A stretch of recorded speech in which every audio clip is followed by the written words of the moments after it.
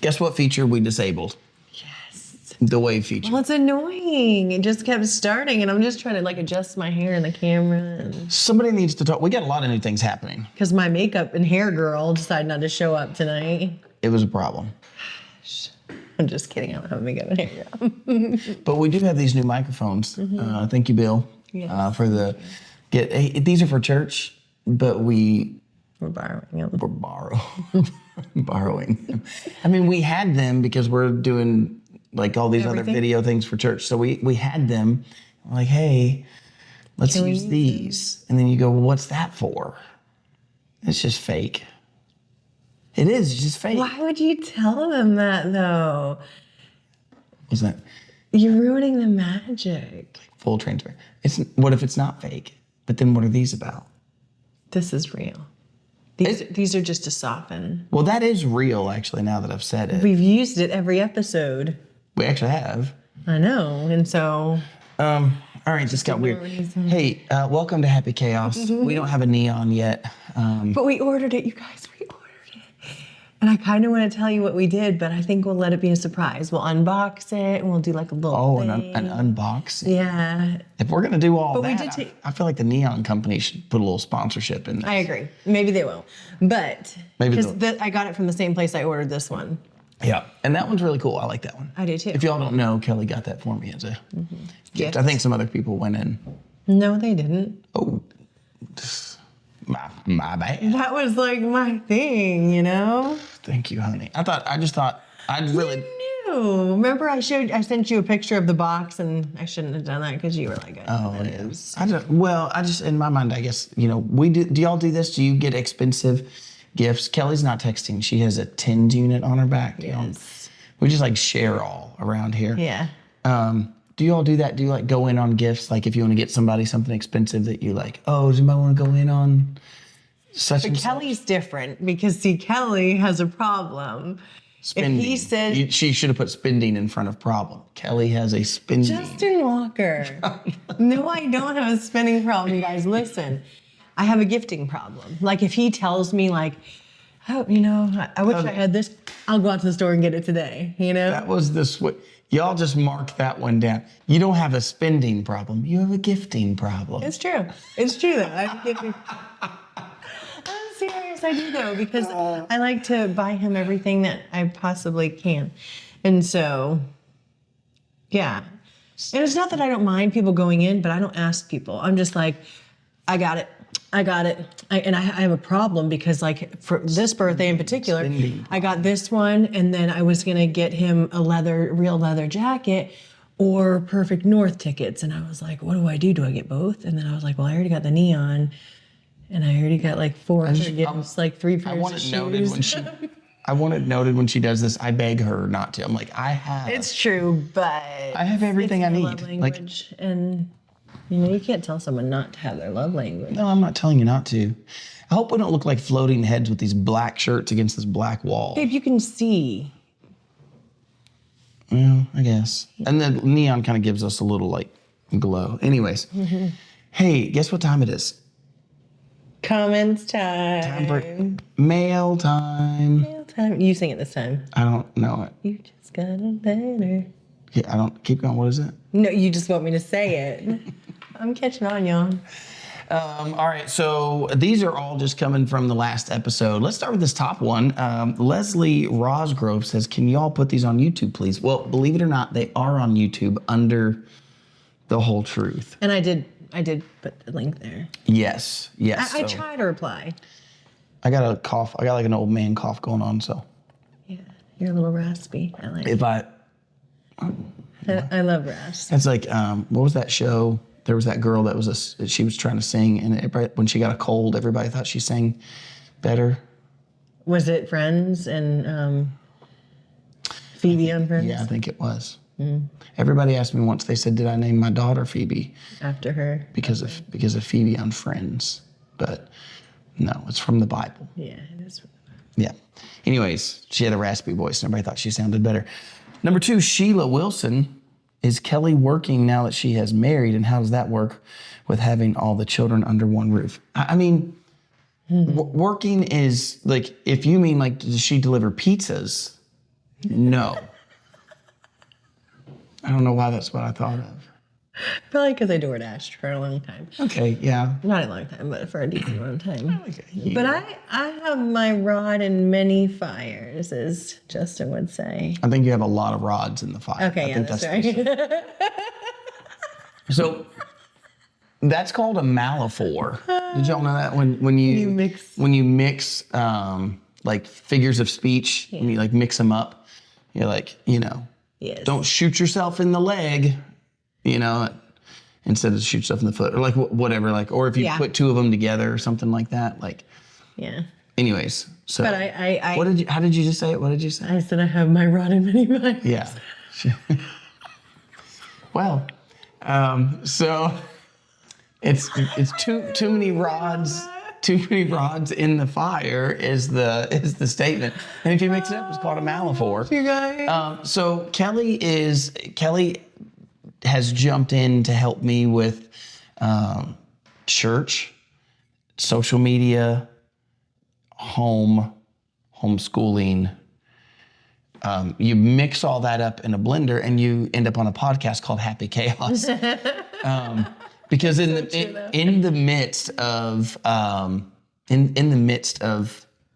the children, there is a plethora of work to do with just trying to keep up. Add videographer to our repertoire. That's how you say it. Do you have to do your shoulder when you say it like that? Yes. Repertoire. We were at Costco today, and I had to cancel my membership and get on his. And they want me to take a picture, so I'm standing there, and he's looking at me, making funny faces. And so I was like, yeah. But then she stopped right as the lady. And then I was like, oh my gosh, they're taking the picture. And the lady was like, you should have done it. No, it would have been the funniest yeah. picture. I don't know why we take Costco pictures. Does anybody have a funny Costco picture? Like that? Drop in the comments. I would love to know that, like for real. As a matter of fact. If you do, we will send you a t-shirt. Wow. I know. Apparently you get a t-shirt for a funny. Yes. But it's got to be funny. You can't just send me your Costco picture. I don't want it. It has to be something like wacky. Does Sam's Club count? Sam's, oh, for sure. Are there any other? No, just Sam's or Costco. Like. There's BJ's. I don't know that one. Yes, you do. I think we have one. Oh, no. I think that's just a Massachusetts thing. Yeah, we don't have that one. We have a restaurant called that, but they have a warehouse called that in Massachusetts. Yeah. Okay, so there's the answer to your question. No, Kelly is not working outside of the home. Yes, Kelly is working on a whole lot of things all at once. I want to do all the things. Yeah, I'm literally like pulling her back. I'm like, we cannot take another thing. Like we cannot. People will say like, sign me up. I know. I'm like, no. I'm literally like jumping between. I'm like, no, stop, no. Sometimes I think people want to know like why I don't do things, and I'm like, because we have to say no to something. And this week, I think this week was there was some eye-opening for me things going on that Kelly was like, oh, I cannot do all of these because eventually what happens is you're not doing anything fully well. Like you're not doing any one thing. That's up for discussion. Well, I mean, like like if you know that you have to do a certain amount of something, especially when it comes to like social media things, just getting to all those social media needs. There's Instagram and Facebook and YouTube, and then we have these different ministry parts inside of that. So we have church going, and we have the whole truth. Then now we have Happy Chaos, our kind of marriage ministry. It's not kind of marriage ministry. It's this marriage ministry that we're building. So yeah, anyways, there you have it. Let's see. Sarah Gross said, Kelly, that reminded me of Princess Diaries. He fixes cars and plays the guitar and he can sing. I think she's referencing when we were talking the last one. The swooning. Yeah, the swooning Kelly. There's a lot to swoon over though, Sweet. My prince. So sweet. I don't know if I'm a prince though. Although, I mean, my father is a king, so. That's right. The king. The king of kings. The king, yeah. Yeah. By the way, we love you, Sarah. Brandy Lynn, she says, my new favorite couple on Facebook. Aww. Kelly knew she wanted to marry Justin, so she moved to Kentucky. Girl went for her man. Girl went for her man. You said it right. Like you said it the right way. I feel like I said it boring. Yeah. I wonder if what if we read these with different voice inflections to see if we and could then they could tell us like that is not what if I read them all with the wrong voice? like what if she's really Southern and she's like, she went for her man. Yeah, she put the laughy faces, so it's hard to mess them up. Yeah. So Marissa Everhart says, hello from North Carolina. I just love y'all. You two are so cute together. I'm so happy for you and your blended family. May God continue to bless you and keep you. I am a widow. My dear sweet husband went home to be with the Lord 17 years ago. I miss him and all the blessings of a good, godly marriage. Well, yeah, we're definitely sorry to hear about your loss, and we can relate, not to the length of time. Certainly you've been experienced in the club that nobody ever wants to join. That's for sure. But hello in North Carolina. Yeah, I'm so glad you guys. And I'm sorry I said what I said about North Carolina beaches. I think it's South Carolina beaches that you're talking about, though. Either way, we asked each other the other day, where would we live? I think I asked him first. Where would you live? Can't be Kentucky. If you could choose a place in the United States. And my place was South Carolina. Yeah. I first said North Carolina because I said, wherever Nicholas Sparks films his movies. And he's like, I think that's South Carolina. It's you're talking about like Outer Banks area. Yeah. I'm pretty sure that's South Carolina. Yeah. So They're beautiful over there. If I want to swim, I don't want to swim in murky waters. But beautiful, beautiful. Okay, there you have it.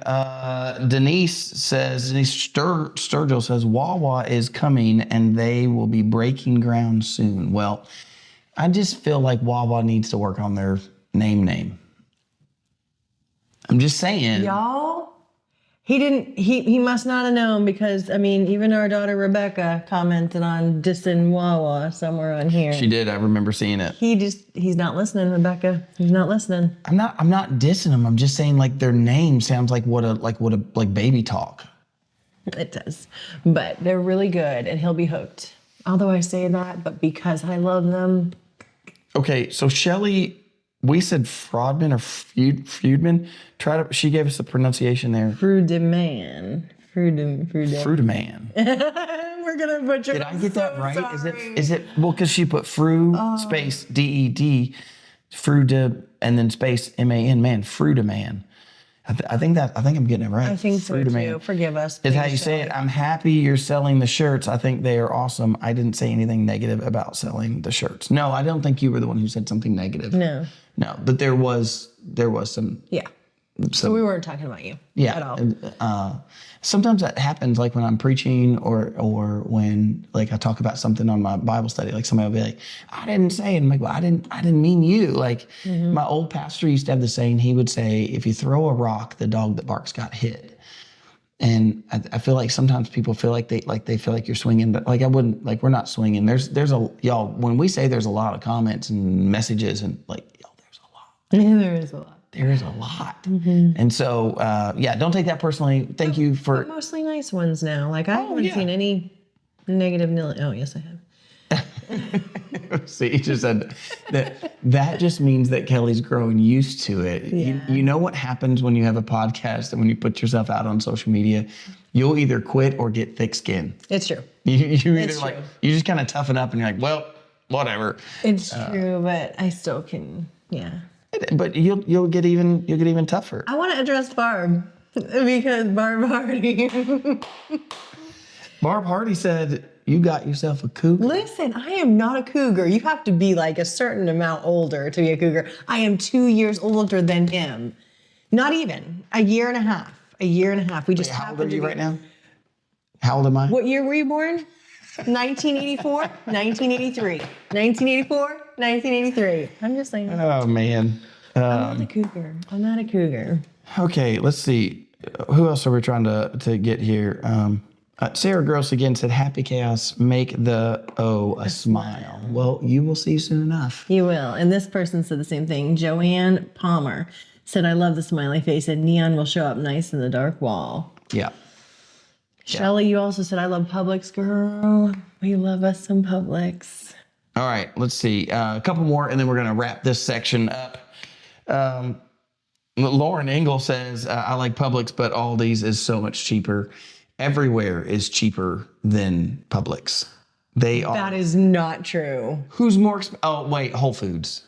And that place, that one place that we have a went. gift card. I found it in this little thing over here. We have $83 on that. I'm going shopping. $83. You could get like a thing of natural sodas or a case of bottled water. I know, but I'm spending it, y'all. It's like free money right now. Yeah. You could probably get a pound of strawberries. I can get some Sumo oranges for $4 a piece. Yeah.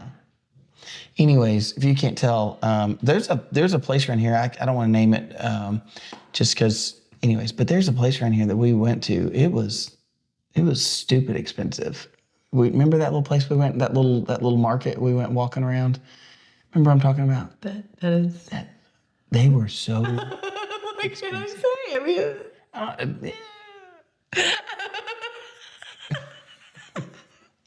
But can we say something really quick? We went on a date last week to Lulu's. Oh yeah. Here in Louisville. Yeah. It was good, y'all. It was so. She's giving out all the shout outs. She's giving out all seriously, the like great service, hot food. It was really good. Their appetizer. What do you call it again? What I can't remember. It was a dip. It was like a Mardi Gras dip, like a Louisiana. Yeah, what did they call that? Dang it. It's like a bayou. I think it was like a chicken bayou or something like that. Chicken bayou dip. And it was so I probably made that aim You up. probably did. But it's really good if you are in the Louisville area or was good. traveling this way to come see us at church or anything. Definitely go to Lulu's. It's the only way. Otherwise, that's not an open invitation. It's not. Like, our house is not open. No. But, yeah. But yeah, Lulu. Again, what's Wawa, Lulu? I liked the name Lulu, though. It was, I don't know. There's something about it. It was, like, kind of fancy, and I follow this girl who does, like, Louisville Eats. She goes around all of Louisville finding the best restaurants and stuff and commenting on them and giving them reviews. And it took her, like, 5 months to get a reservation at that place. We got it in like 2 minutes. And they said, we know you. We follow it. And I'm just kidding. We didn't say anything like that. No, but hey, if you guys ever watch this, you should totally invite us out. We'll come out and do something out there. Yeah. Yeah, Lulu. sure. That was, it was good though. I got the hot brown. If you guys, so I'm on this little kick where I go around. If there's a hot brown at a restaurant, I get it and then I rate them and I keep track of the best hot browns. And Jennifer, if you're watching this, y'all over at 119 have the best hot brown. Yeah. I'm just telling you, like, if you 119 in LaGrange, that's a good hot brown. Yeah. I need to start trying them when you get them just so I can help be on this little rating scale. I'm telling you, but I had one at a really expensive place. I just realized that sip was probably loud in my microphone. I apologize for that. You can whisper all you want. That microphone's going to pick that up. I know. I feel really bad right now. Don't burp. People are going to be like, you are so annoying with that coffee. Please stop drinking it. By the way, it's like 10 o'clock at night and I'm drinking coffee. Yeah, it's late. Okay, last one for today. Linda Sue Williams. She said, your podcast has been so helpful today. Thank you for your honesty, Kelly. Well, thank you guys for that. And that's one of the things that we have heard over and over is just, how helpful it's been for people to, especially those who are grieving, who've gone through loss. I mean, I have heard multiple testimonies of someone saying, saw your podcast and sent it to this person. If you don't know, Kelly and I are both widow and widower, who remarried back in December. If you made it this far into the podcast and you don't know that, that's probably... Where you been? I just meant you probably knew, and that's... I don't know all these. So we got married back in December, but y'all, in October, before he proposed, I had this feeling that next year, which is we're in this year now, that he was going to propose. Yeah. I didn't know it was going to be a month later, but I went on his calendar on his phone, and I put a pink heart and an orange heart on 5/25/25. Oh yeah. Because I was like, this is the day we're going to get married, and when it gets to that, when he proposes and we're planning our wedding, I'm going to be like, see those hearts? I knew this was happening. So when he proposed on 11/11. We were like, I told Jenny, our daughter, about it, and she's like, so you still going to wait until May 25th? And I'm like, no, I'm not waiting until May 25th. What are you doing tomorrow? But we were like, okay, we're not going to wait. We had a discussion about that, and I think I was giving Kelly some wisdom in that. Here's what I told her. I said, look, and this is for any of you guys who are getting married, especially. I said, look, when you wait a long time, that's for young people who, they don't have life established. Yeah. We have life established. Like we have homes, we have cars, we have dishes, like we have everything. So we don't have to, what I mean by that is like, we don't have to try to gather that stuff up to go rent an apartment, right? And move into a place, something, we're already established. There's one.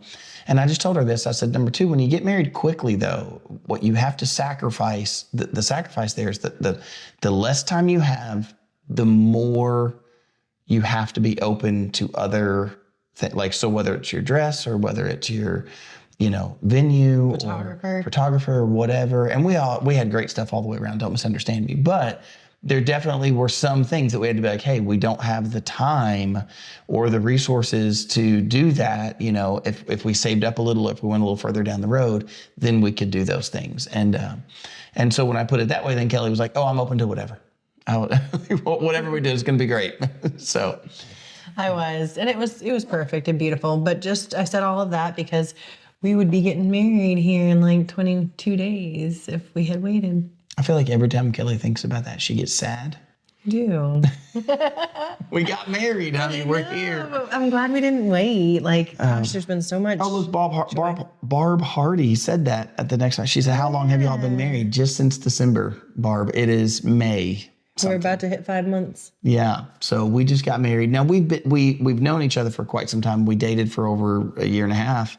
As widow and widower dating, and then we got engaged. We just had a very short engagement. So we've known each other a good long time, but we were like, what are we doing? Like, why would we wait? That doesn't make a whole ton of sense. And again, in our scenario, there is a reality check of the brevity of life. Mm-hmm. And, I know for me, I look at it and I go, from the moment that my wife was diagnosed until the moment that my late wife, from the time she was diagnosed with cancer until the time that she passed, was not even 8 months. Mm-hmm. And so, that was a blur and it was a blip and it was so fast.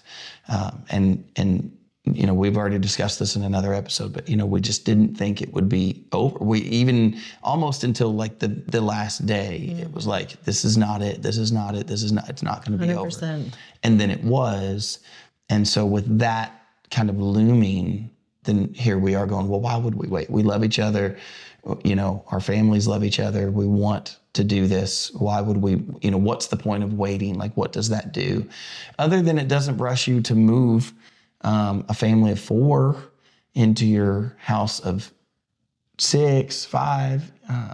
So anyways, more, I'm only meaning in the household, like at the time, like in the household, there's 5 in the household at the time. So, I still had 4 kids at home and she had 4 kids at home. And so we brought them all together and here we are. I had 3. 3 kids. Including me, we were bringing 4 over. Yeah, bringing 4. Sorry, I misspoke there. Yeah. So there you have it. Yeah. Happy chaos. Here we are. Happy chaos. And today we want to talk about something kind of fun. We're going to talk today about Sunday mornings here at the Walker household. Oh no, we're not. I guess that's next week. Yeah, that is next week. We said that. I got it backwards. No, we're not talking about Sunday mornings. Yeah. It's late, y'all. I'll figure it out. She's got it on our little screen here. Yeah, and we've had so much going on. Oh my gosh. It's been a week. I feel like we say that every week, but this week was. I feel like it's like a crescendo, like it was building up.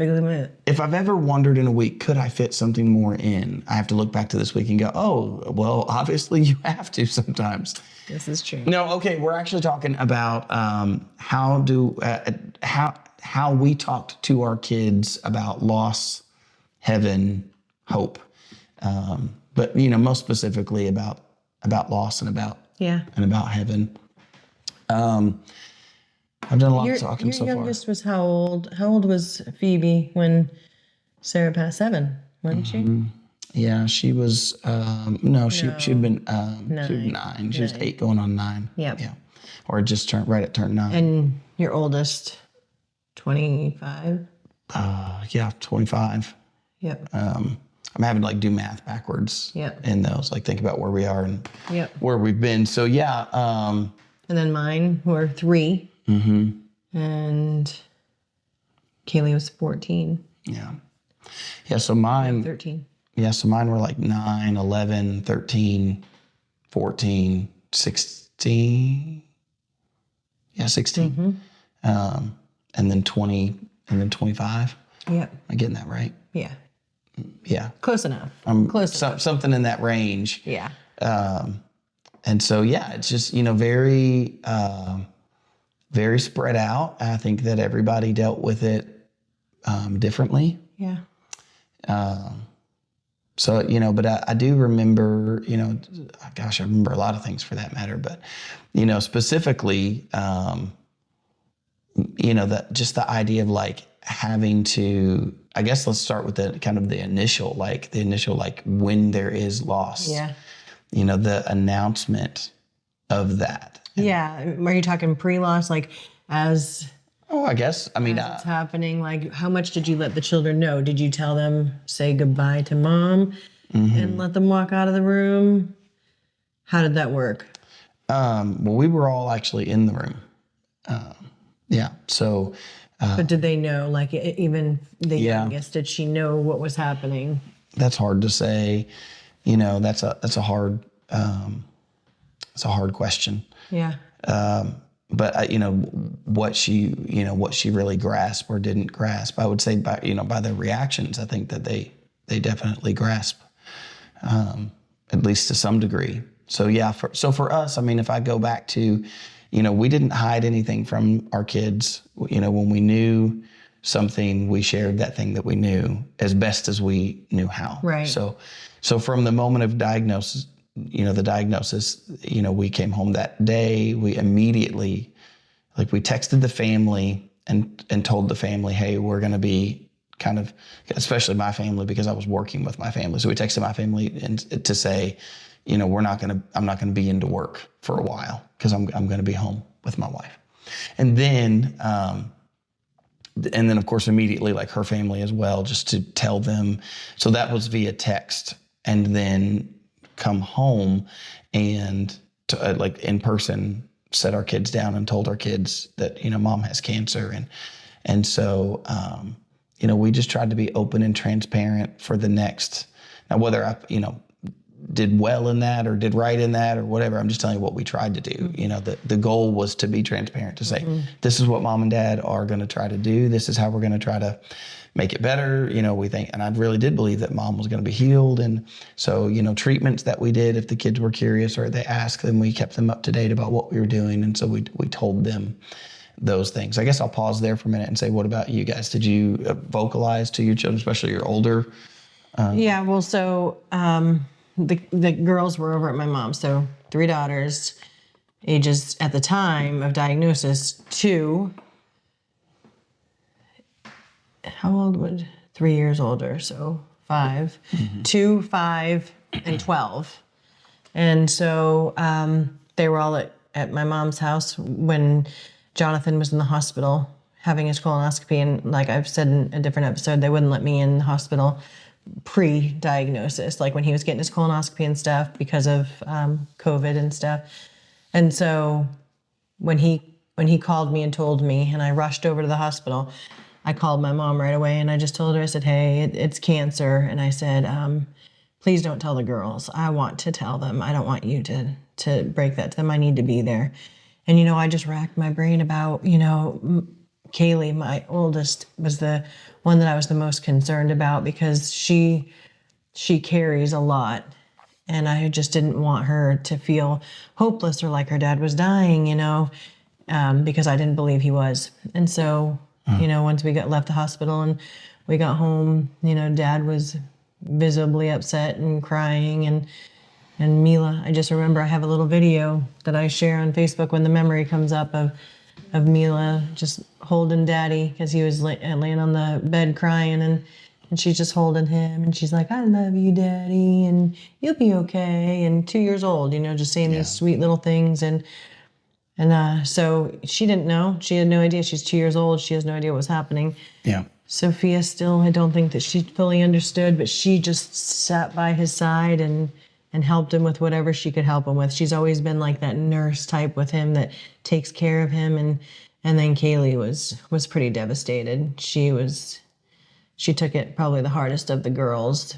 And Well, she probably, as you scale age, right, the more understanding of what that really means. yeah, I think when you're young, you have an understanding. I mean, I think we all have an understanding of pain and sickness and death to some degree. right, But how much do we understand? I think the older that we get, the more we right, understand that. yeah, And what we can think through the repercussions of that. We can think ahead a little bit, more than just the immediate. Mm-hmm. So, yeah. So, we were open and transparent about, what was happening from the point of diagnosis.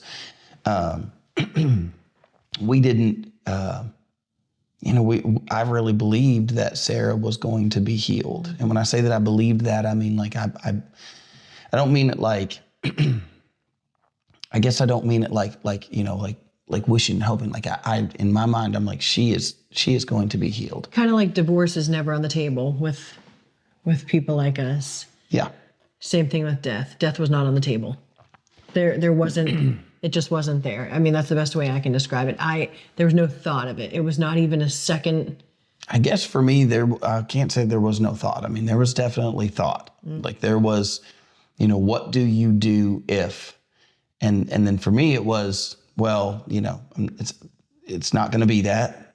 The Lord's going to heal her. I'm kind of over here, I'm not trying to be super spiritual or something, but I'm over here like rebuking those thoughts. Right. I'm like, I rebuke that. I'm not going to listen to that. I'm not going to let the enemy get in my head. And then I would think through all these positive things that had happened. And there were positive things that happened. I mean, there were miracles throughout that I believe God took care of my wife. And I'm sure I'll share about that one day on here. We talked about Jonathan. I'm sure one day I'll share a little bit more about my journey in that. But, I believe that the Lord really took care of us and took care of Sarah in a big way when things were really collapsing, when things were really falling.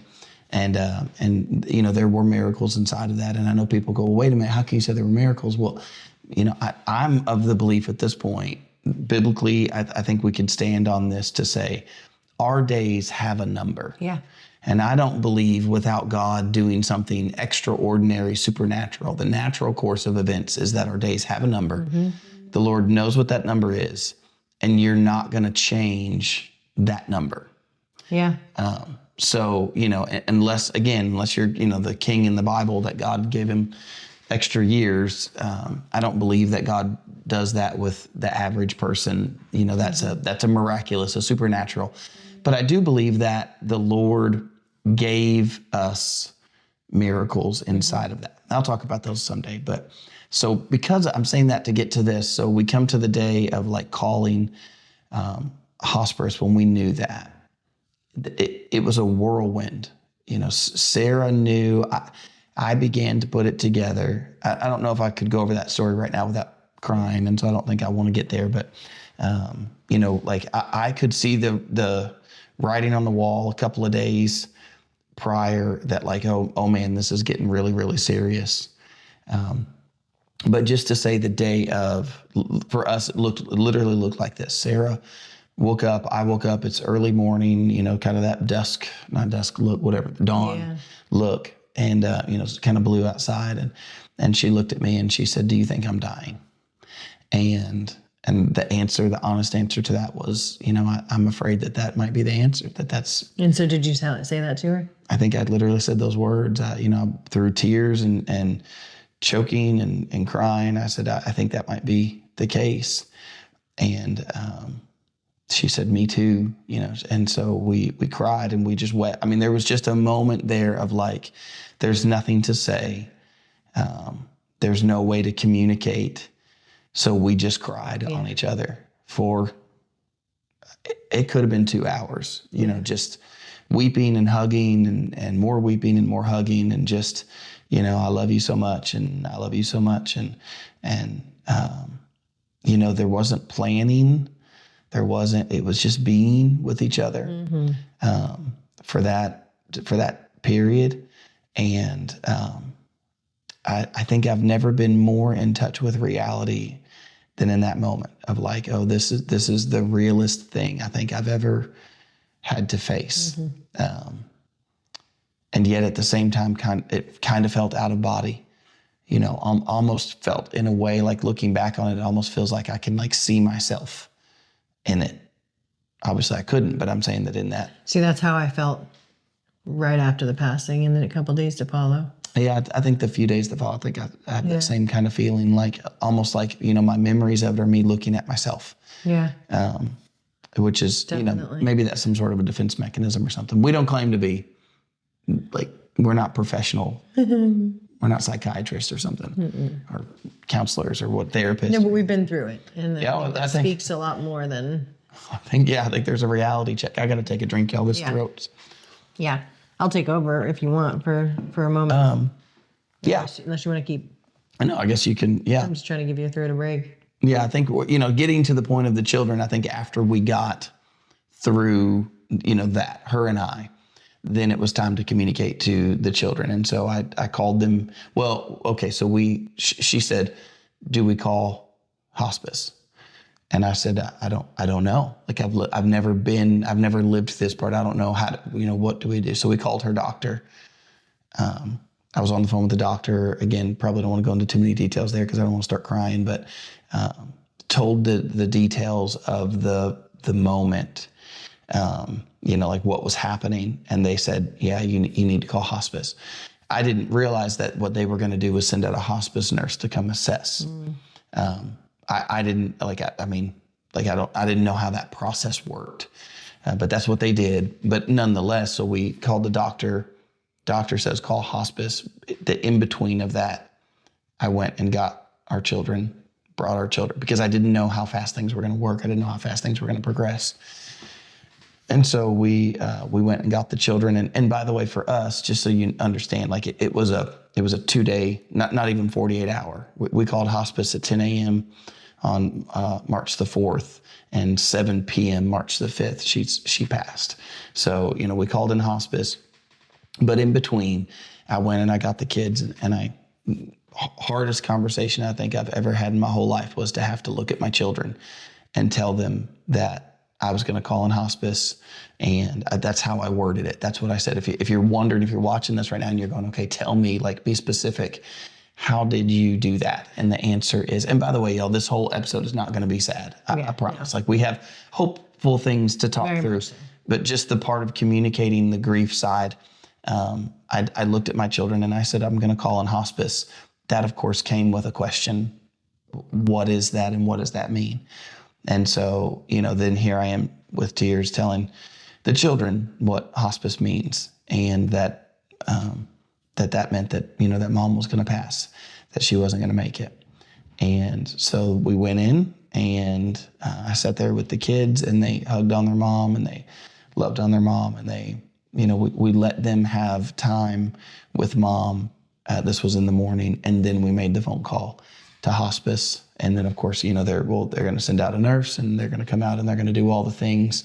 And so, for the next, not quite 48 hours, there was, nurses in and out, and doctor phone calls. We didn't go anywhere. They're bringing in a hospital bed, and so, kind of everything kind of went, and then it was like, sort of settled down. I remember that night, everybody didn't want to leave me. They didn't want to leave us. And so I think Sarah finally asked them to give us a little space and give us a little time. So everybody ended up leaving late that night, like 11 o'clock that night. Family, not family. kids. No. Yeah, the kids stayed in the house with me. Mm-hmm. And so they all went to their rooms, and I was there with Sarah, and I had quite the experience that night. One day I'll share that as well. But for today's episode, I'll just say that the next day, we had that day, and we knew what was coming, and we knew that it was coming. At this point, like we understand that not only is this coming, but it's coming quickly. And so, we spent that day talking to mom sharing with mom, especially the morning. As the day went on, she had to have morphine. And so that really put her out of it, towards the end of the day. But the first part of the day, it was, telling mom how much we love her and telling her how much we're going to miss her. And so that, that was the day of the communication of the day of. I think I'll take a break there and let you chime in, with how things went with you guys. Yeah. So I'm pretty sure I talked a little bit about it on the other episodes, but we had to call hospice 3 weeks previous to him passing, just because the pain level was so incredible. And everybody's like, you got to call in-home hospice. That's the only way he's going to get the pain relief that he needs. And so we did that. And, they were giving him morphine. So at first it was like, okay, this is taking away his pain. And, he ate. I know we had similar experiences with that. Like, he ate more than he's eaten and he hasn't eaten. Yeah. And he was just like eating and drinking like root beers and like his favorite soda. And I'm just like, look at this. This is a miracle. It's a turnaround point. And my nurse friend was like, Kelly, you have to understand that this is part of it. And I'm like, no, you don't understand. He's turning around. And it didn't. That was the only meal he ate and the only sodas he drank. The morphine was just really taking him from us. So I know you say, Sarah, that the last day, halfway through, you gave her the morphine, but we had to give it to him 3 weeks in advance. And so, week 1, slow deterioration, where to the point where, like, I'll talk about the last week, because actually we're leading up to the last week, 4 years, because on the 8th, it'll be 4 years that he passed, May 8th. And it was the day before Mother's Day, 4 years ago, that he passed. But anyways, that week leading up to, it was maybe, I want to say 3 days before he actually passed. And, the girls have been in the house, and, we've had his hospice nurse coming in every day. She checks on him and, make sure we have everything that we need. And everything was, it was just kind of I just laid with him. He was in a hospital bed in the living room, and I would just lay with him and take care of the girls and do what I needed to do. But, the girls were right there by his side, and Kaylee kept asking me, she's like, do you think Dad's going to die? And I'm like, no, I don't think he's going to die, honey. I don't think he's going to die. And I truly believe that. I wasn't lying to her.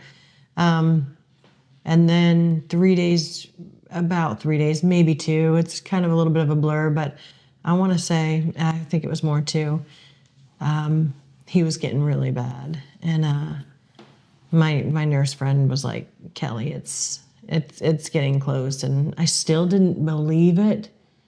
But at the same time, I was like, it was at that point where, I was having to carry him on my back to take him, even though he had a colostomy bag, but then he had like a week into at-home hospice, his kidneys stopped working because he had a tumor pushing so far up against it, pinching the line. And so they had to give him a kidney catheter. And so he had his colostomy bag and a urine bag. And so you communicated to your girls that, like, talk to Dad, and then kind of took them out of that situation so they didn't have to keep seeing him suffering. Right. So 2 days before he passed, it was just so much to take care of him in that way. And I couldn't take care of the girls at that time. It was just too much. Like, I was full on taking care of him, carrying him.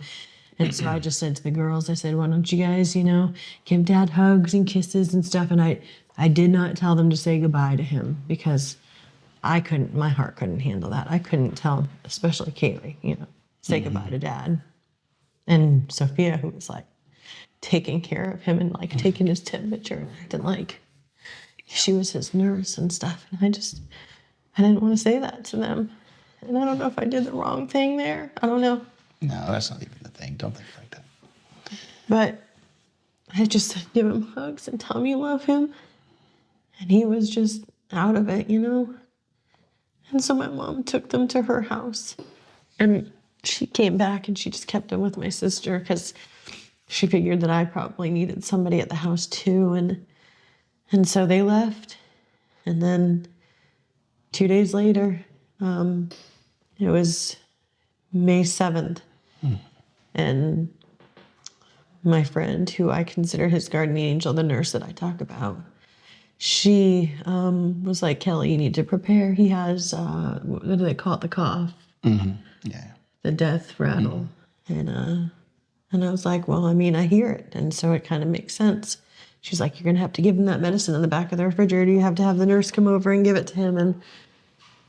And so it was starting to be a little bit of reality, but I was like, no, Lord, I know you can do this last minute. It's going to be this miracle that we get to talk about for years, that Daddy was healed last minute. And anyways, she's like, how about I push the hospital bed up against the couch for you and just make you more comfortable. That way you guys can just lay together. And so that afternoon, it was like 4:00 in the afternoon. And I just remember laying with him and, holding him, he's holding me. And like, there's praise music happening in the background. We had it on the TV for weeks and just praise music and these songs that were happening. And it was like this out of body experience, like you said. And I had like, at 4:00, we went to bed together. Like I laid with him, he laid with me. And it was I don't know if out of body experience explains the next several hours. It was like, I don't know, almost like God gave us these hours of, I can't explain it. It was like this peace of just laying with him and like I forgot the world. I was sleeping most of it, but I felt like everything was normal. We were just laying together and then I've said on the other episode, I woke up right before he took his last few breaths, which I really do thank God for waking me up for that, because I can't imagine waking up to him being gone, in the middle of the night. Yeah. I think this would be a good time to just take a moment, especially for those of you guys who are watching and you're going through this and you're kind of going through the journey of emotions, with us when it comes to that. I would just say this, especially for those of you who are, in the middle of grief yourselves and to you, Kelly, what you're saying is to say, like, no one knows what to expect. Even if you've been through other loss and other grief, each of those cases is unique and different. And so, there is, I don't think without extremes, maybe there's some extreme scenario where you could say, oh, well, that was wrong. Like, there's not a wrong, don't look at your scenario and go like, did I do the wrong thing? Or I think I did the wrong thing. You don't know, you don't know what you're going to say in those moments, and you don't know what you're going to do. And so, having your girls go and go stay with someone else so that they don't see Dad in pain and not wanting to. I certainly didn't want him to see his body afterward, and like Right. Kaylee has said to me, I don't know, maybe a year ago, she's like, I just wish that I could have been there. And I was like, Kaylee, you don't wish you would have been there. Like, right. And that goes back to that. You just don't know what you don't know. And no one does know. I mean, you really don't. So I would just encourage anyone going through that or who's been through that, if you're thinking, like, should I have kept the kids here? Should I have sent the kids? Because in the opposite, everybody was there and in the room. And I definitely had feelings after that of like, did I do the wrong thing? Did my kids see something that I didn't want them to see, and now that image is going to be in their, that memory. There's a core memory that you're never going to unsee. And so, but again, like, how do you know what to do in those moments? And you don't. And I don't think that there's a playbook, and I don't think that there's a right and a wrong. I think there's just your situation. And you do the best that you can in your situation for what you see and what you know. And so, I would just try to give anyone going through that the encouragement to say, you do the best that you can. And I think if your heart, I am not a big fan of like, if your intentions were good, then you did good. That's not always the case. But I think in this case, when you're talking about grief and loss, and I think a good starting point is to just say, do you have good intentions? Were your intentions to help your family? Were your intentions to help your children? And if that's the case, then I think that you've done well. I think that you've done good. I agree. And so I'd like to move on to the kind of hopeful side of that. I think we've touched on, ages of kids and dealing with them, differently. I think, throughout it all, we dealt with them differently, communicated differently because of age and understanding. And the grief side of that. But I'd like to move us now to the hope side, the hopeful side of what that. Can I just touch on something really quick? Of course. That maybe It's your podcast too.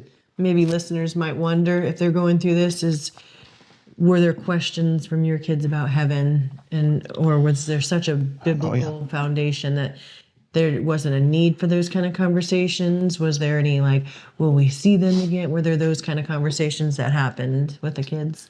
Well, I think that probably blends nicely to, to what at least again, everybody's take is different, right? Mm-hmm.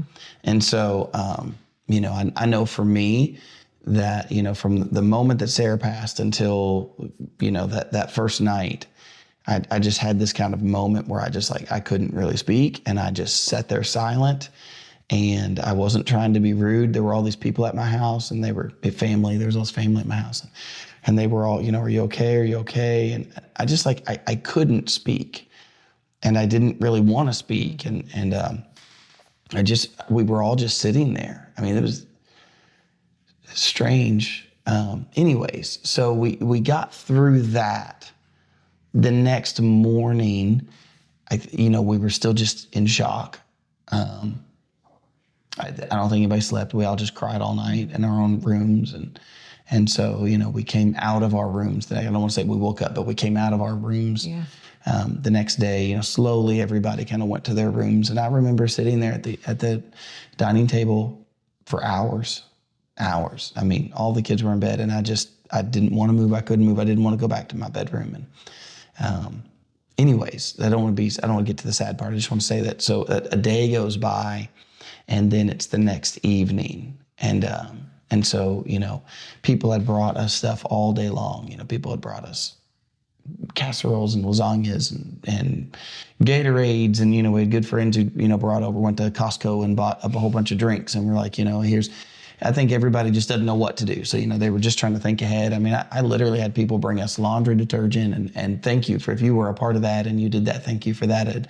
It did, in the moment, you don't know. Again, you don't know what you don't know, but all of those things were super helpful. But I remember it's say getting close to 24 hours later, and we're sitting there at the table, and I don't remember who asked. Somebody said the question. They said, "What do you think Mom is doing right now?" Mm. And so I used that as an opportunity to, kind of help solidify a couple of things theologically, which is, number one, Mom very much still exists. Mm-hmm. To say what's Mom doing right now? We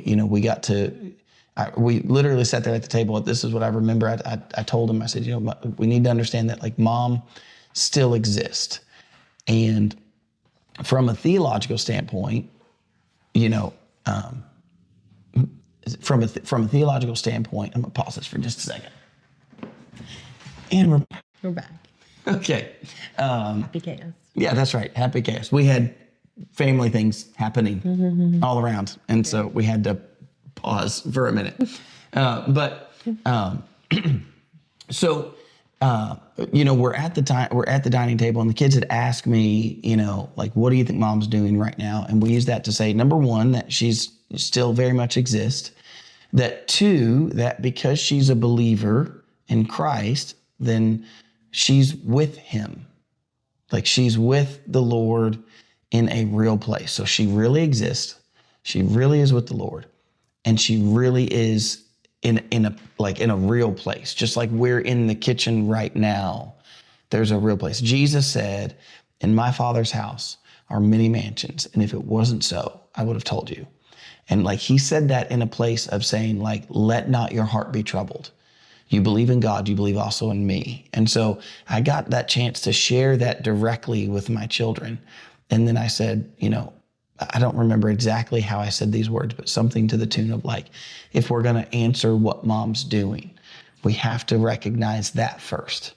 That just like if she was to go to Florida and be, not that we never separated, but I'm just saying, like, imagine if mom had like went to Florida and she was, there at a beach and we were going to go meet her at the beach, and how excited would you be to know, like, if mom went ahead of us and got the beach house ready, and then we're all going to go to the beach and go see her. You would be excited that you're going to go to the beach and go, you're going to be excited you're going to the beach, and you're going to be excited that you're going to see mom there. That's where we're at. The distance is just longer. It's a further distance, and it's, further in time and further in space, but it's a real place, and she really is there, and she really exists, and the Lord really is there.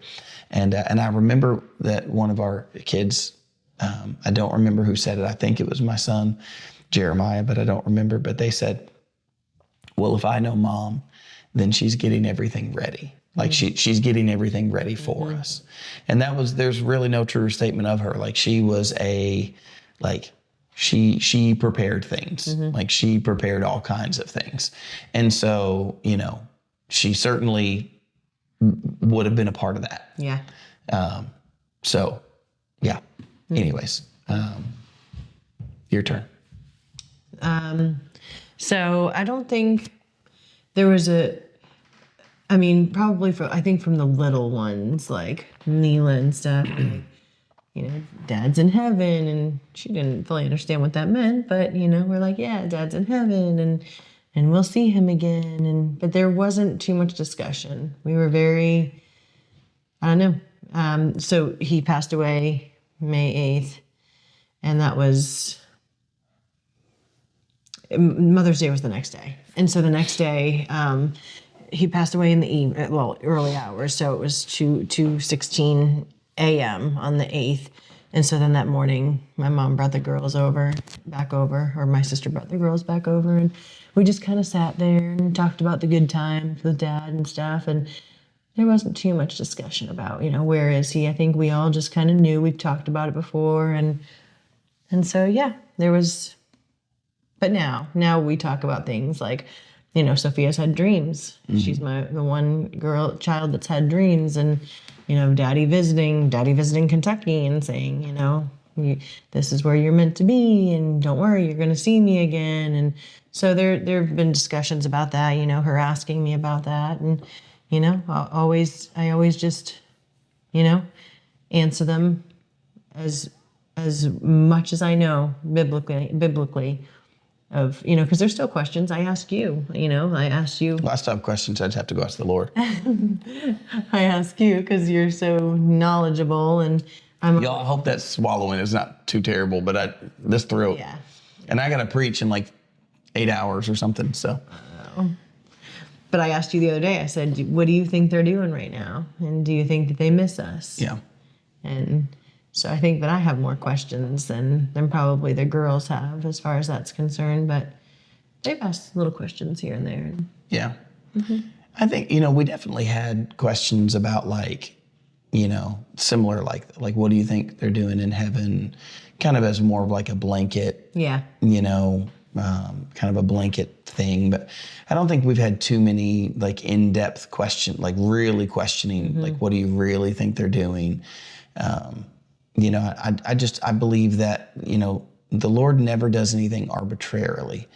And if he just flipped the script on us, this is something I've communicated to my kids as well. Like if the Lord just flipped it on us, it was like everything you did there is inconsequential. Now we're here and nothing of there mattered. Nothing of earth mattered. Now you're in his presence and it's like a totally new, that would feel arbitrary to me. I believe that what we're doing here, the Lord is preparing us for what he's going to do with us there. I can't help but notice some things. So again, these are I think the theological communication came up between me and the kids, and I think that this brings hope. So if you think about it like this, God has said in his word, Jesus said, my Father is always working. That's what he said, like my Father is always working until now. Well, consider that the Lord created us in his image, and then he put us in a garden. He put Adam and Eve in a garden, and he created us to be creators, to bring industry.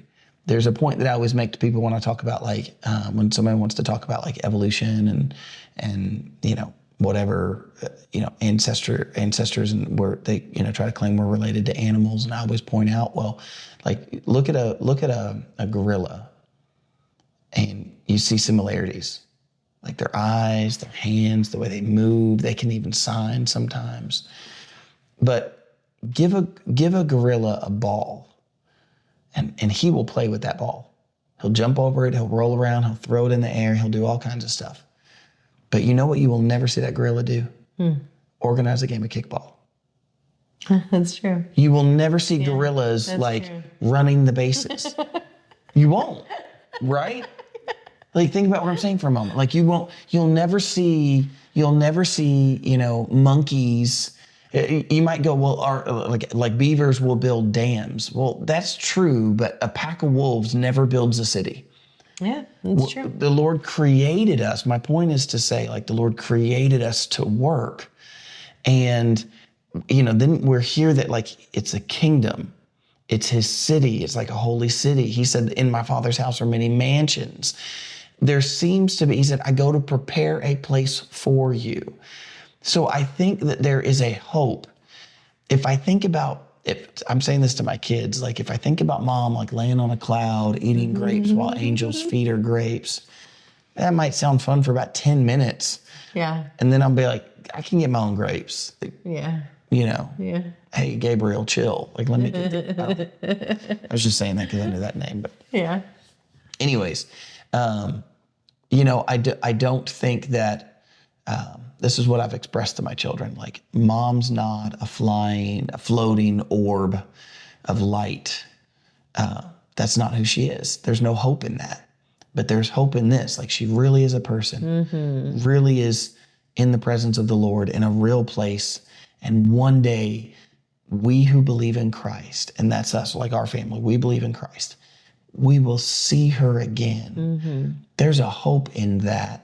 And now we get to say that, since we are surrounded by this great cloud of witnesses, mom is now part of that great cloud of witnesses that's literally cheering us on to run the race with endurance that's set before us. Don't give up. I think that death makes us want to give up. And the hope of Christ and the hope that we have in Christ keeps us going. And even in death, like we can keep going and we can find purpose through the pain in Christ. And I know that people always have that question, go, well, what about somebody, doesn't have Christ? Well, number one, let me just help you with that. Find Christ. Yeah. You will do the best to be, listen, you're going to go through storms. You can. That's what I've always said too. I'm like, the pain that I'm feeling, but I have hope, and I know that I'm going to see him again, and I know that the Lord's got him. Yeah. The pain is out of this world. I cannot imagine going through that pain without hope. Yeah. Yeah. And if this life is all that there is, then you will find no hope. Yeah. That when you come to that scenario, I said earlier, it was like the biggest reality check. Oh, yeah. And so, there was how I communicated to the children of the idea of hope. There's heaven is real. The Lord is real. Mom is real. She really is a real person in a real place in the presence of the Lord. If Jesus looked at the thief on the cross that day when he was being crucified, and the thief on the cross said, remember me, in your kingdom. And Jesus looked at that man and said, today you will be with me in paradise.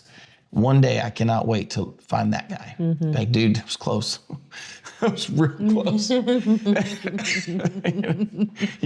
By the skin of your teeth. man, like you almost didn't make it. You got real close, man. But yeah, I think that, the communicating with your children, the hope that comes in Christ. I think you have to remember too that like you are a reflection of the Lord, and it's good. Like what your children see in you is what there is the memories that they're going to have about, your mom and dad, their relationship, their loss when mom died. Like you now kind of have I hate to use the word responsibility, but it is like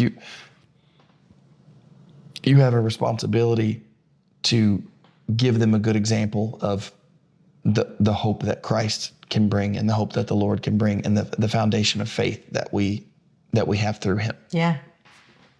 So, and of course, I think maybe to add to that, when you're talking about that pain and that loss and you're trying to communicate with your children and talk through that, and how do you talk with your kids about that? Another way to do that is in a place of faith. Like when you're in church, then naturally those things are going to come up. When you're in the Bible, when you're reading God's word, naturally those things are going to come up. When you're a person of prayer, naturally these things are going to come up. If you start talking about prayer, then naturally there's going to be the question, well, wait a minute, we prayed for mom. Yeah. Mom didn't make it. So how does that work? Yeah. And then now you get a chance to speak with your children about that. Yeah. You get in God's word and you're going to run into a place where we find that it's appointed unto man once to die, and that, our days are numbered, and the Lord knows the number of our days. And so if the Lord knows the number of our days, it means our days have a number. Yeah. And the Lord knows that. And so, you're going to find a natural course of events if you're in the faith. Yeah. Now, if you're not in faith, not just any faith, if you're not in the faith of Christ, then you're probably going to have to be a little more intentional to go try to make those conversations happen. Yeah, and I would say I had a lot of questions from the girls about, especially the younger ones, but even Kaylee, that it was, what happens if you die, Mom? What do we do then? And it was like, it's only like kind of settled down recently. But I mean, for a couple of years, it was a constant fear. Every time I left the house, every time I went to sleep, I mean, they always had, what happens, Mom, I love you. And just the overwhelming, like, I love you, you're the best, I hope you never leave, what happened? And if I want to die with you, I hope that the Lord takes us all together. And there was a lot of that happening. And, I feel like we live out our faith. I feel like what a wonderful thing to live out our faith in front of them and to go through a trial like this and show them that we still have faith, even though we lost our spouse and they lost their parent, that there's hope. And I try to tell Sophia, Sophia, if I were to pass, don't ever get mad at God. Know that, he's in control. He knows what's best. And to just constantly seek him in his will and his comfort. And I think that's a beautiful thing to give to our children. Yeah. Because the possibility is very real. It's the most important thing that you can give to your children. For sure. Because even if it's not us, then it's their friends, their siblings, their future spouse, their future children. Yeah. Somewhere inside of there, it goes back to what Jesus said, in this world you will have trouble. But then you can also, he finished that statement with, but be of good cheer, because I've overcome the world. And so that's the deal. Like, that's what I mean. You're going to, in the world, you're going to have trouble. You can go through the storm without Jesus, or you can go through the storm with Jesus. It reminds me of the disciples who are in the boat with Jesus and he's taking a nap and the boat's being tossed. They think they go down there like, we're going to die. And Jesus gets up. He's like, oh, you have little faith. Yeah. And he gets up and he calms the winds and the seas. And, notice, like, they had Jesus, they believed in him, they were following him, literally following him with their whole lives. And yet they still were going through a storm. And Jesus was right there with them when they went through that storm. But I would rather be going through the storm with Jesus. Amen. that I can go and say, I'm going to die. And he can go, you a little faith. Yeah. You're not going to die. Yeah. I just can't imagine. I truly cannot imagine what it must be like to go through this without faith. Because I honestly, there's that, if you're clinging, to, what is it? Make sure it's the hem of his garment. If you're clinging to anything. And it's like, my goodness, that was my life. It was clinging to him and the hope in him that sustained me. Even though I think it got way overused. That footprints in the sand. Yeah. Kind of poem, whatever it is. It totally got overused. But I agree. But it got overused because it really was a beautiful picture, Yeah. you know, like you're before the Lord and you're like, I thought you were with me. Look, there's these you know, if you see your Yeah. life in his footprints and you say there's, you know, times when there's only one set of footprints, where were you? And he says, I was carrying you. Yeah. And so I think, you know, we'll probably find that, you know, how often do we think we were hanging on to him, but, you know, like a daddy carrying his daughter, you know, you were hanging onto his neck. He was carrying you. My gosh, that's beautiful. So true. Yeah. And so I also think too, though, you know, it helps to these conversations and, you know, dealing with these things with our children also helps to develop them. Oh, it's okay. It's, you know, only near midnight. Yeah. Whatever. It's late. You know, but I think that it helps develop our children and develop their, you know, understanding of how they're going to deal with, you know, grief and pain and loss, because they're inevitably going to face it in one way or another. So how are they going to deal with it in the future? Now, you know, they have a picture of how to do that, because this is what they saw from their mom or from their dad. Yeah. So I think that, you know, that's really important Deepens as well. their faith. Yeah, for sure. So, you know, I think there's a confidence that I have to say, like, our children have a resilience that has come from this, and not anything that anybody would wish on anyone else. Right. I'm sure, certain not something that they would have wished for, but definitely prepared their hearts for the world and the reality of the world as it is. Yeah. So, you know, how important is that?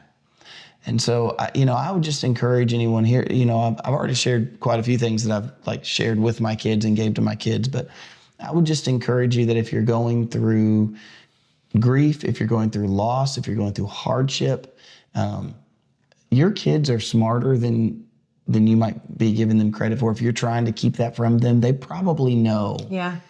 anyways. And so, you know, instead of trying to hide them or shield them from what's happening, you know, and I'm not saying that, again, you know, back to the beginning, I'm not saying you're doing something wrong by trying to say, you know, I don't want the kids to see, you know, dad going through that, or I don't want to give them a sense of, you know, hopelessness or something of that nature. I don't think there's something wrong in that, but I'm saying that, you know, communicating to your children is a good thing. Yeah. Through the process and after the process. And I can say, you know, something else that I did very specifically, like I individually, I intentionally individually addressed each of my children over and over again. And I sought them to say, how are you doing? How are you feeling? Do you want to talk? Do you want to talk to me? Do you want to talk to somebody else if you don't want to talk to me? But more than just the question of how are you doing, I definitely tried to like keep my eyes open to how you're doing. Mm-hmm. You know, I had one son who, you know, at the time, you know, just the sweetest disposition, never got angry with anybody. And I remember one day we got in the car, and this was after mom had passed, and we got in the car, and he is losing his mind over a seatbelt. Like, just, you know, he's like tugging on the seatbelt. I guess it was kind of locked or whatever. And I mean, just like, you know, yanking and screaming and pulling and you know, at first I was really taken back and like, this isn't like him. And then it was like kind of a kicked in, like, oh, wait a minute, like this isn't like him. You know, this is deeper than a seatbelt. You know, this isn't, you know, he's struggling too, you know, where like just like we have struggles, our children have those struggles. And so, you know, giving them an opportunity to communicate that, but also to let that out in a healthy way and encouraging them to do that. And, you know, on the other end, I remember another one of my children tried to stop eating, and they didn't make a show of it. I'm watching and going, well, wait a minute. Like, we've gone breakfast, we've gone lunch, we're coming up on dinner. And even at dinner, they're going, do I have to eat? I don't really want to eat anything. And so, you know, my initial reaction, if a child didn't want to eat dinner, would be like, no, you have to come sit down, you have to eat. Mm-hmm. But I think in that case, you know, I definitely took a softer approach, you know, like, okay, well, what could we get you would you eat? What would you eat if we could pick something? What would you eat? Even if it's ice cream, you want to have ice cream for dinner. Like, I normally can't allow for ice cream for dinner, even maybe in my younger days, but now that I'm older and semi-mature. Very mature. Something tells me you've always been mature too. No. It's probably not true. But like being softer with my approach to parenting when somebody's losing their mind over a seatbelt, or somebody's trying not to eat, or any of those, whether it's from anger to isolation, those are all natural things that we all feel, and you're navigating that on top of your own your own feelings. And so it's like, you're having your own moment and your kid's having a moment. And if you get multiples, you got multiple kids maybe having their own moment, and so trying to be, I think the best thing I could say there is just trying to keep your eyes open. You try to keep your eyes open and say, okay, let's try to watch for this. And then how can I approach this without, exacerbating the problem? Yeah. How do I keep from making this worse? And I think that was a big thing that was on my mind. You did such a great job though, with your kids, and you really did just like put your dad's shoes on and charged forth even with your grieving, because I'll tell you. I think I put on suspenders. I think so too. Inside joke. I got my old man cough going when I'm laughing. It makes me cough. With your suspenders. Yeah, with my suspenders. Yeah, I should go get them right now and just show you. I thought it'd be funny earlier. We at the wedding, Kelly had this kind of visual. She wanted us to be white shirts with blue suspenders come on shirt. So I have these. I don't normally have suspenders, but I have suspenders from the wedding, and so I saw them in the drawer. We were going to Costco earlier, and I saw them in the drawer, and so I snuck around and I snapped them on, and my shirt's untucked, so halfway, coming up around the suspenders and poking out, and you're laughing even now. So I snapped on these suspenders and came waltzing out of the room, tried to keep a straight face about it. Y'all, he had his shirt untucked on one side, tucked in on the other side, and I was like, you should rock it in Costco, but he took them off in the car. Well, it did look goofy. It was cute. It was funny. It was really cute. So I had my dad's suspenders on the whole time.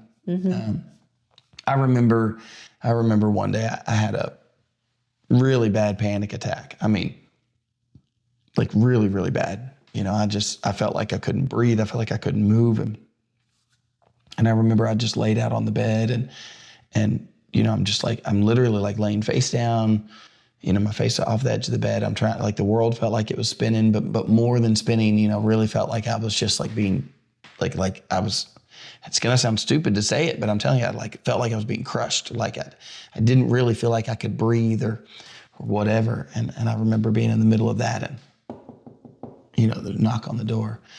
And I'm like, okay, I'm in my mind, I'm like, do not scare them, do not. So I'm, yes, trying to not, can I come in? Not right now. He said, what do you need? And, I'm trying to turn it off and it was, that was a moment, and that was a moment that I remember being like, don't scare them. I had that happen early on too, right after Sarah had passed, maybe within a week, somewhere within the first week. I just didn't want to get up, and I just made a conscious decision. I'm like, I'm not getting up. I have no reason to get up. And so I just laid there in bed. And this is going to sound silly, but if you know me, sleeping in for me is 7 a.m. Mm-hmm. If I make it to 7, I'm like, I've wasted half the day. Yeah. And so, because kind of feels that way. I mean, yeah, I agree. Get up at 4:30 and 5 long enough, and then you'll, 7 o'clock. I've never been asleep in person. Yeah. So here it is, I just laid in bed. And so, 8 o'clock came around, 9 o'clock came around, 10 o'clock came around, 10:30. And, it was about 11 o'clock in the morning. And sure enough, there was that, rapping at the door. And I said, yes. And they said, can we come in? And said, yes. And it almost looked like something out of a movie from my perspective. They opened the door and, their heads, everybody kind of stuck their heads in. And I remember my daughter at the house, she said, Dad, are you okay? And like the sound of her voice saying that, are you okay? I remember thinking to myself, that's not fair, Justin. Don't do that to them. Like they should not feel like they have to worry about you in the middle of this. Like we can take care of each other, but they shouldn't have to be scared that, Dad did something, or I don't know what they might have been thinking, but I just know that, like, I remember thinking to myself, like, that's not fair. You can't do that. You have to get up for them. And so it's kind of a two-way street. It gave me a sense of purpose to snap myself out of it, to like, and I know some people are like, oh, you probably should, do that differently. Well, again, I don't think anybody has right answers. Yeah, because I feel like I did a terrible job. Like I felt like I was just in this depression and didn't want to do much of anything. Oh, I was definitely in a depression. Yeah, but I feel like you did, like you put your kids first. And I didn't abandon my kids. I mean, I'm still mom, but man, I was just so sad, and I don't know, it was just hard. And yeah, I feel like the kids, I've always said they're so resilient. Like, how come, how are kids so resilient that they carry on, and they're so you're resilient. I mean, kids are resilient, but I think, you look at what you've gone through, you're resilient in the same way. As a matter of fact, even more so, because, what you carried a weight that, they still got up and there was milk in the refrigerator and food on the table, and, there was a car to drive, and were all of those things perfect all the time? No. I'm sure we did wrong things inside of that, wrong in the sense of like we did, probably messed something up or whatever. Right. On an individual, on an anecdotal level, I'm sure there were some things that were, that we messed up on. But I would say, like, look at the resilience to say, I've lost my spouse, but I got to take care of these kids. I've lost my spouse, but I have to work. I have to provide. I have to provide for them. I have to provide for myself. So there's a resiliency that they probably have seen in you and mimic what they've seen. Yeah. So. Yeah, you're right. And I think, on the flip side of that, we didn't really talk about this yet, but, there's also the side of it too, that's like your children seeing you go through those emotions, your children seeing you cry gives them permission to cry. Mm-hmm. I remember somebody said to me once, they said, after my mom died, this was somebody talking to me, they said their mom had died. And they said, after my mom died, no one cried in their family. They said they just weren't criers, and they didn't allow themselves to cry, and they were all a little bit older. And then they said, I remember them saying, they said, we really, like, we feel like that was, like, we should have cried. And now they felt like they had some other problems coming from the fact that they didn't allow themselves to cry. Now, again, I'm not here to say somebody's doing right or wrong by doing something like that, but only that I think it's good to let yourself cry. I mean, if crying when your wife dies, if crying when, your kid's mom dies, if that's not a time to cry, then when is? Are you literally saying there's never a time to cry? And if that's the case, why do we have that as an emotion? Yeah. And so, in those moments, it's okay and even good to allow yourself to cry. I remember somebody else said to me, a fellow widow, Sherry. Hi, Sherry. We love Sherry. Yeah, and I heard Sherry. I remember her telling me. She said, "When the waves of grief come, I've learned to let them come. Don't fight them. It's like fighting. If they really are waves of grief, go out in the ocean and fight a wave.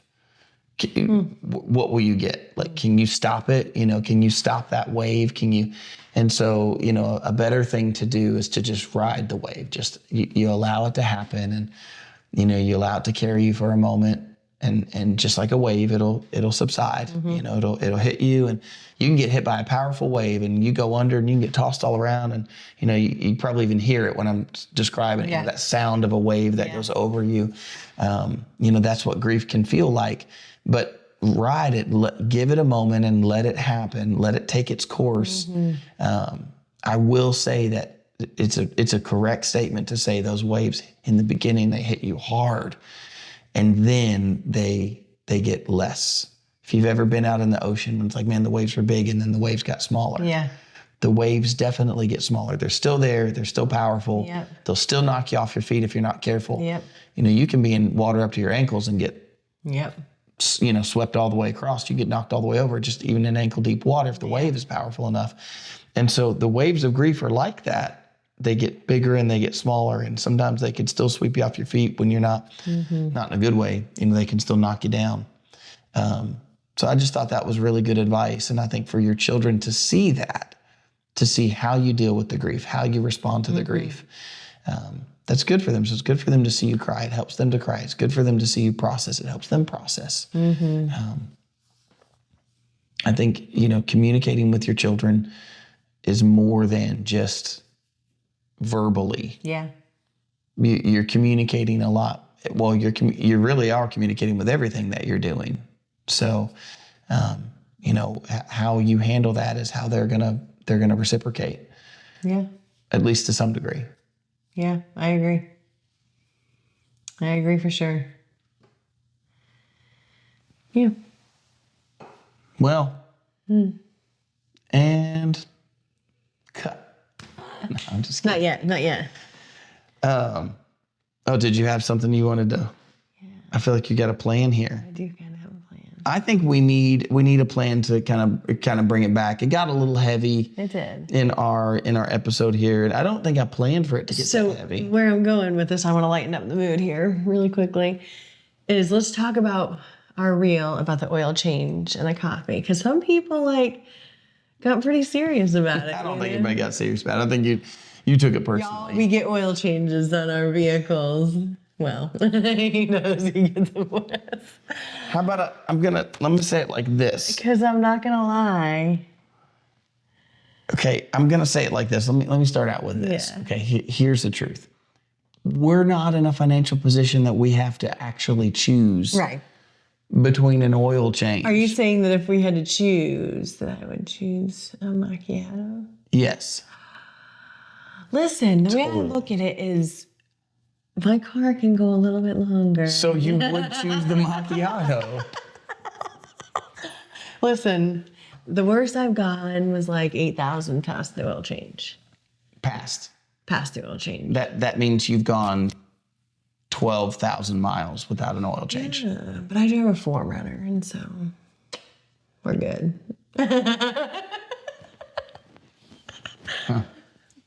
Listen, though. I guess Toyotas don't need oil. We just. Anyways, y'all, the Lord knew what he was doing, and he gave Kelly a responsible husband. This is true. Who says, no, we are not doing that. If I have to say no, but I don't have to say no to.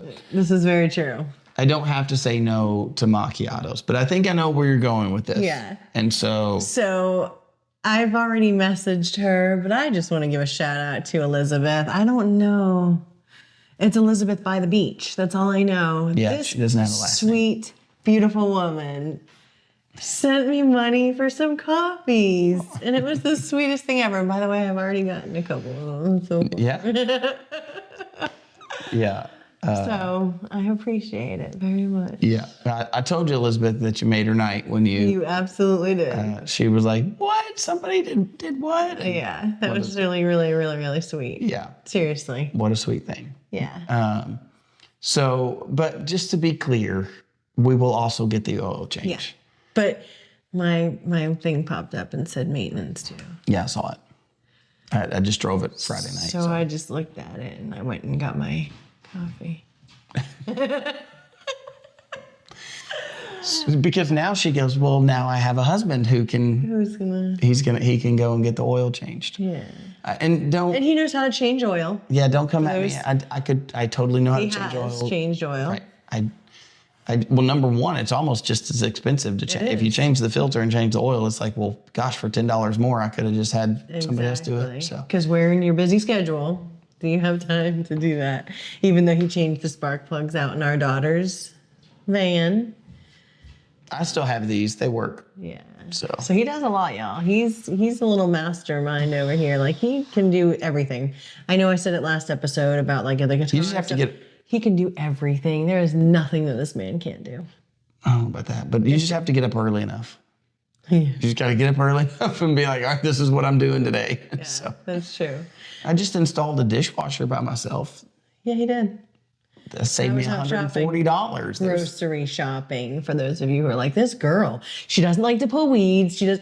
Listen, let's talk about the pulling weeds thing, okay?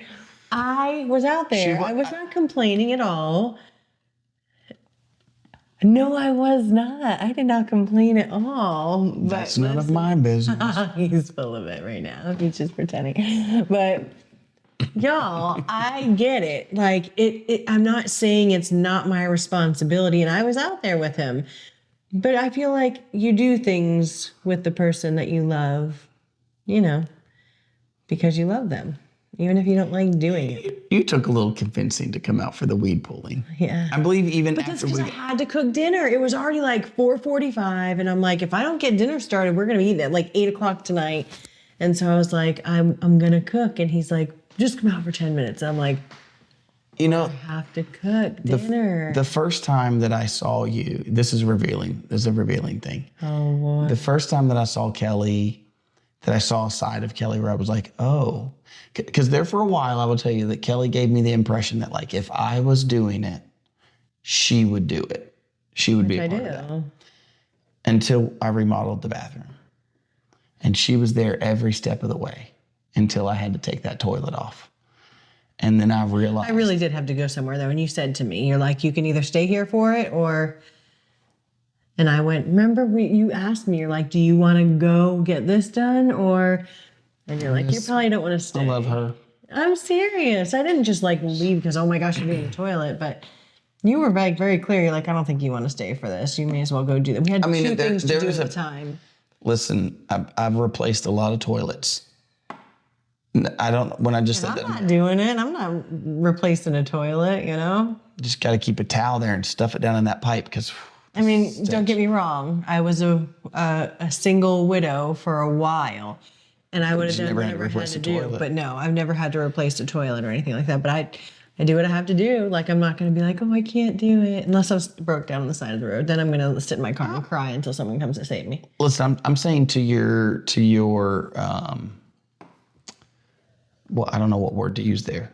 To your credit, that's the word I'm looking for. To your credit, Kelly has done a lot of big things. I mean, I remember pulling a header down in my house when I tore up. I fell. It was so embarrassing, you guys. I'm like, well, watch this. I'm pulling this huge header out of the ceiling. Like a big beam that was going across the ceiling. And he's like, Kelly, don't. Boom. I fall and it hits my stomach and rips my shirt and I was trying to tell her in that moment, like, you don't pull something towards yourself like that, because if it comes down, then. But before I could even get all that out, but the thing that was hurt most was my pride. She fell right on her pride. So I'm saying, to her credit, like, laying floors, tearing out walls. Painting cabinets 3 times. We got to paint those again. I know. That's okay. I love painting. Well, you're welcome to just take that project on. You just knock those out. You're gonna do great. Yeah. You're gonna go forth and do great things. Mm-hmm. But she can say what she wants. It was in that moment that I realized I was like, oh, because before, like, if I wanted to do something and I said, you don't have to do that, she fights to stay. She's like, no, like, I want to help. I'm your girlfriend at the time. She's my girlfriend. Like, I'm your girlfriend. I want to do these things. I'm like, you do not have to do whatever with me. But she would insist. But when I was in that bathroom and we were laying the floor, and I was like, I got to take the toilet up to get the floor all the way under. Otherwise, you're going to see the little cut around it. I don't want to have to caulk around the bottom of the toilet. I don't want to do all that. So I want to do it right. I'm going to take the toilet off. She all but ran. She was like, it was very. It's funny because I don't see it that way when you asked me. Like I didn't see it as like, oh, yeah, at all. It was like here would be the picture that I would give you. Like if I you're had like, to no, do it, I'd stay if you want me to stay, but I'm just going to go ahead and go. Like that's pretty much what it. That's pretty much. I don't what see it looks that like, way. y'all. That's funny that you see it that way. It's. Tell them about the shower, that shower when you left me to caulk the bathtub. What?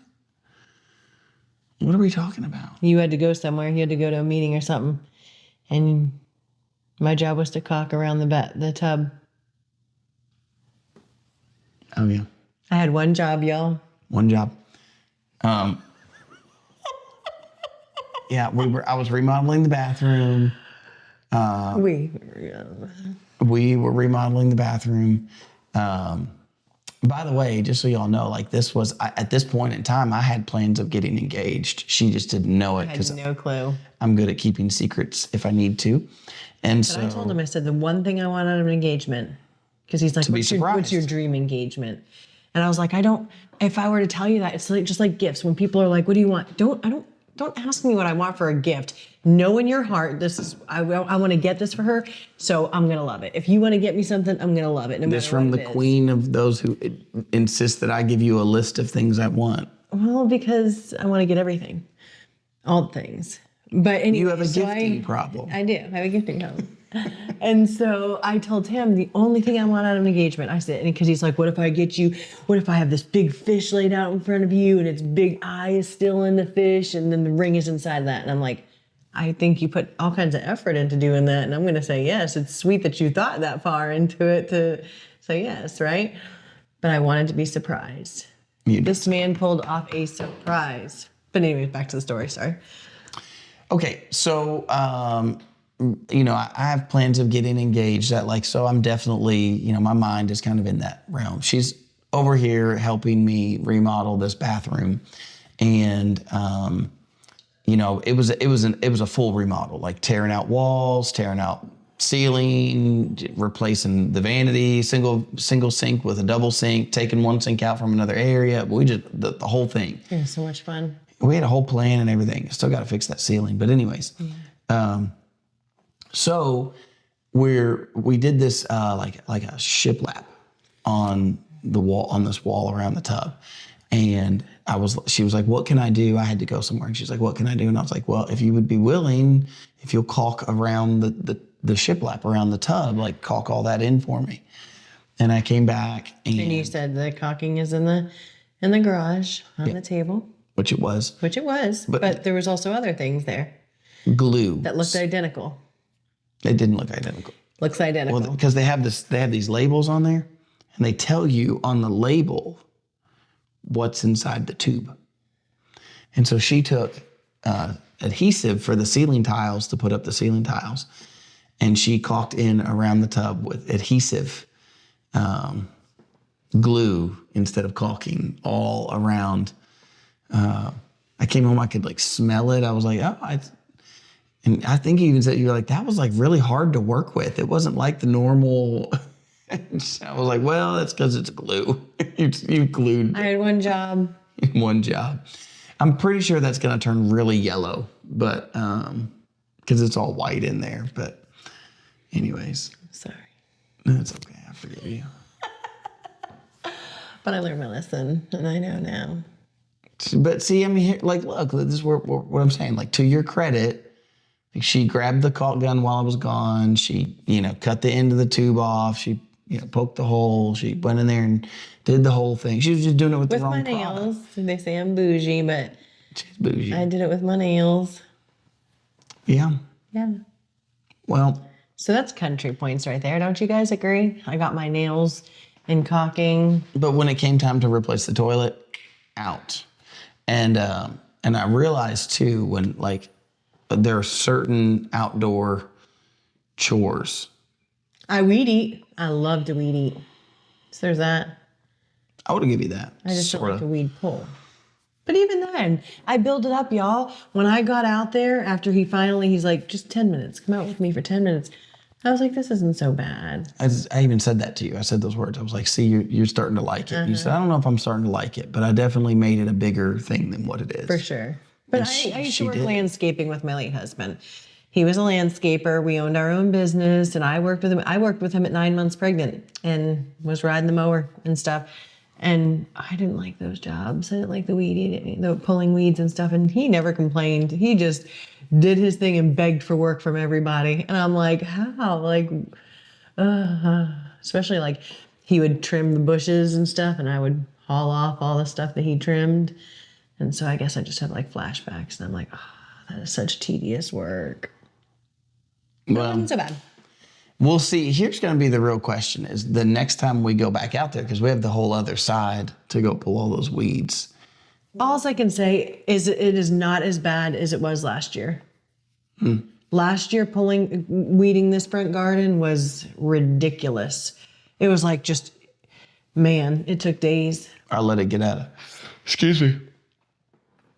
I let it get out of control last year. I didn't mean to. I just, didn't get to it. And so then when I finally did get to it, it was so overgrown. Well, I think we got to it early this year. We haven't had like a hot week. We got to it early because someone was being responsible and said, hey, let's not let it get overgrown. Let's go get it now. Mm-hmm. It's kind of like oil changes. Yeah. Yeah, that's true. Yeah.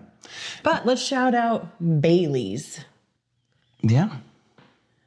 That's where I'm going to go for my oil change. Yeah, that's great. We got to take it over there anyways. Yeah, they're sweet people. Hey, there's another shout out, Bailey's Service Center. Yes, I always want to say Bailey's Auto.